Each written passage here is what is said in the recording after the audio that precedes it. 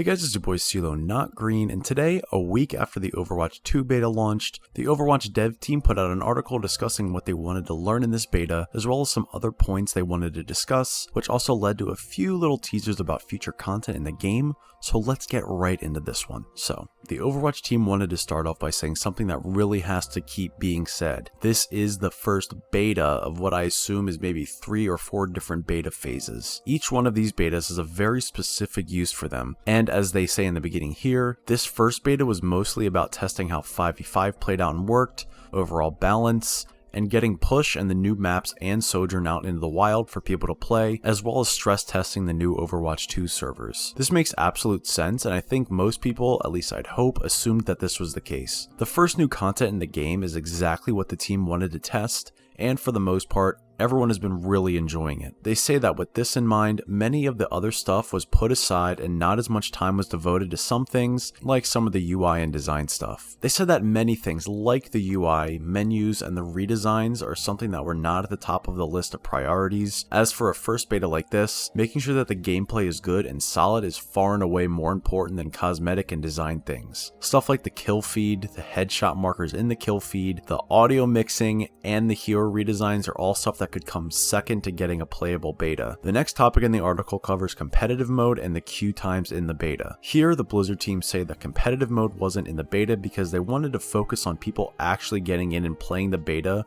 with fast turnaround times for getting in and out of games. Personally, I would like a mode that's just a competitive rule set rather than a full-on ranked mode, but maybe that's just me. I want to get a chance to both attack and defend on maps like Midtown and Circuit Royale, instead of just possibly getting a chance to play them. A huge announcement they actually casually slip in there is that the competitive mode as we know it is currently in the process of getting reworked and overhauled significantly. I have no idea how they're going to go about this, but it's a great thing to hear that they are finally reworking competitive. Playing comp is where I spend almost all of my time in Overwatch, so hearing that they're changing up the constant plus 25 SR or minus 25 SR slog that is competitive mode now is a much welcome change coming up soon. It sounds like from the wording being said that it isn't ready to be tested publicly at scale yet, means that at some point in the future with more betas, competitive and its overhaul could be a whole focus of one of the upcoming beta phases, which sounds like a great thing to me. They also cover queue times and how support is easily the most underwhelming role in the beta right now. They also said they're going to be working on opening up Quick Play Classic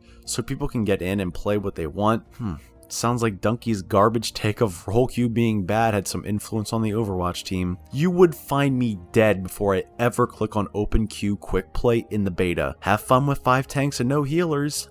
Good luck! Speaking of supports, the dev team spent a whole topic talking about balance and the supports. Starting off with the balance, they say that overall, many of the heroes have a very even win rate across the beta, which is good. The way Overwatch 2 plays makes it feel like you can pick any hero and be effective and help your team win with a few exceptions, mainly Sim. But anyway, they said there's a few outliers. Spoiler alert, it's Soldier and Lucio. These two heroes are dominant in the beta to a disgusting degree. Soldier is so good because with his hit scan, the lack of weapon spread, the movement passive giving him more speed, which stacks on top of his sprint speed, and the lack of shields now blocking his gunshots, Soldier is just far and away the best DPS in the game right now. If you can aim with Soldier, you will win almost any fight. Lucio is so strong because he has 2 main things that give him an advantage over every other support: speed and mobility, and a knockback. Lucio's main healing stacks with his support passive healing, so he can heal so fast, especially when he's wall riding and impossible to hit. He can just boop them back on a tiny cooldown and then skirt himself out of LOS with his wall ride and speed boost. Add on the fact his speed can help his team run down almost anyone, and he just does so much and gets insane value on top of the fact that he can take duels with any DPS and support. Lucio is just too good at everything, and personally I don't know what needs to change, but something about him in this 5v5 world is way too strong. I think Soldier and Lucio will be the main targets of this balance patch. One thing the dev team says as well is that they are committing to a fast and aggressive balancing style to help keep the power level of the heroes in a good spot. With every hero being a viable pick, with only a few being standoutly good or standoutly awful, this will be a very important thing to keep up. They said they wanted to do this a few years ago, yet we went almost 6 months without a balance patch in Overwatch 1, so hopefully they mean it this time and actually will balance the game to keep heroes in check. A weekly patch like they're doing this week with the beta would be a good idea. It's also important that they don't just buff or nerf for the sake of buffing and nerfing. I hope they listen closely to the community and what heroes seem to be in need of a look, and they hop on it immediately. Moving on to the supports. They say that supports overall are playing well and performing as they should. And to this, I agree. Playing support isn't too bad overall. Yes, the lack of protection via an off-tank peel or hard CC from other teammates is gone, and it feels bad at first, but once you really learn how to position yourself when playing support, it really doesn't feel all that bad. You really need to learn when to peek and when to use your abilities in a way that doesn't leave you vulnerable. It took me a few days to really get used to the fact that as Ana, I don't need to immediately nade myself to heal myself. A lot of the support issues lie with the fact that they are so underwhelming in this beta. Almost no changes besides Briggs Bash not stunning, and some number tweaks were added. The dev team admit that playing support is less than desirable right now. They admit that with tanks and DPS getting all the shiny new things to play with, supports are just left watching everyone else get some cool change. They go on to say that in the long term, they are planning on adding some cool new fun supports to the game. I mean, I'd hope to God they would, so this isn't really all too surprising. What is though is that they went on to say that the hero design team is experimenting with significant reworks to some abilities for existing supports. That's what we've been waiting for! Thank you. This is really all we wanted as support mains. I don't think reworking them for the sake of reworking them is a good idea, but if they have some kind of trick up their sleeves to help the supports be a little less diveable, whether that be a mobility or some kind of defensive ability, would be much welcomed. They go on to say that some of these reworks could be added towards the end of the beta, so maybe like next week or the last weekend before the beta ends, we could see some of these reworks. But from the sounds of it, we are more than likely going to have to wait for the next beta phase to try any of these out. If I'm going to be honest, I'd much rather have them sooner than later. The next beta will almost 100% have a new support hero, so I'd like to see them add these smaller reworks to the support sooner, so this beta can have a more even queue time before we get the obviously giant queue time support will have next beta when the new hero is released. Either way, it's very nice that the dev team have even acknowledged that supports are in a tough spot right now, and that good news is on the horizon. The last part of the blog was talking about the scoreboard. They mostly just talk about why the medal system was made and why they decided to phase it out. I think getting rid of medals was needed. I think being able to see everyone's individual stats is a really nice feature going forward. I've said it before, but I'll say it again. At this point, Overwatch is a competitive shooter. No longer is it that really laid back kind of game that it was in 2016. The game has evolved and the stats showing more info is a reflection of that. That's up to you if you like that or not, but for me, I'm really happy that this is the direction the game is going. They go into what changes the scoreboard they're looking at improving,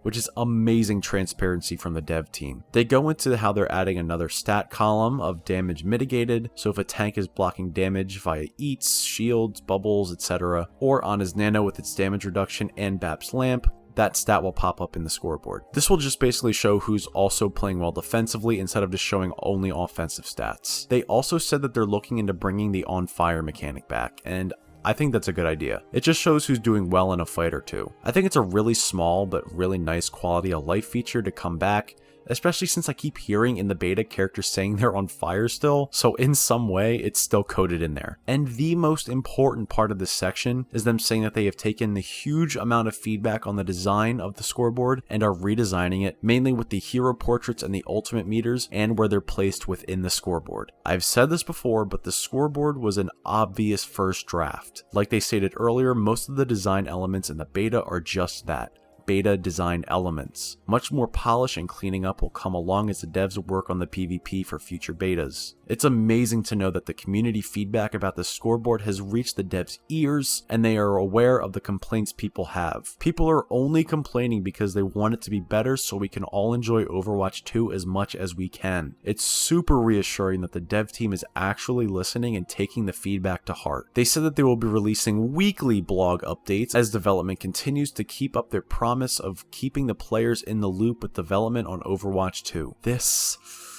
feels like a new Blizzard and Overwatch team. They are finally listening to the community and delivering on the promises they set a few months back. I am very happy to hear that this will continue. I'm not sure if the weekly updates will continue post-beta, but I hope that they do. I don't think it'll be too long before we see the next beta after this one ends. As you can see in my video from yesterday, please go watch that if you haven't yet. It's amazing. Literally every complaint I had about the beta I discussed in my video the other day was brought up in this article. The audio mixing, the kill feed in UI, the supports feeling left out, the scoreboard issues, and even the redesigns. It almost feels like they're responding directly to me. Thanks, Blizzard. If these things get ironed out sooner than later, I think the next phase of beta will be an incredible step up from this one. Adding a new hero, new and old maps coming in, reworking and balancing heroes, and continuing designing and working on the UI. Brother, the future of the game is looking bright. The devs know what need to be worked on and they're announcing they're working on it all. I cannot wait to keep this Overwatch 2 hype train chugging along. I think in a few months' time, this game will feel even better than it already does. Okay, that wraps this video up. I hope you guys are all just as excited about the future of the game as I am. Please like the video if you enjoyed or learned something new. Subscribe and ring the bell icon to see more from me and to get notified when I upload next. And leave a comment below on what you think will be some of the reworks added to some of the supports. Okay, that's it from me, and I'll see you in the next one.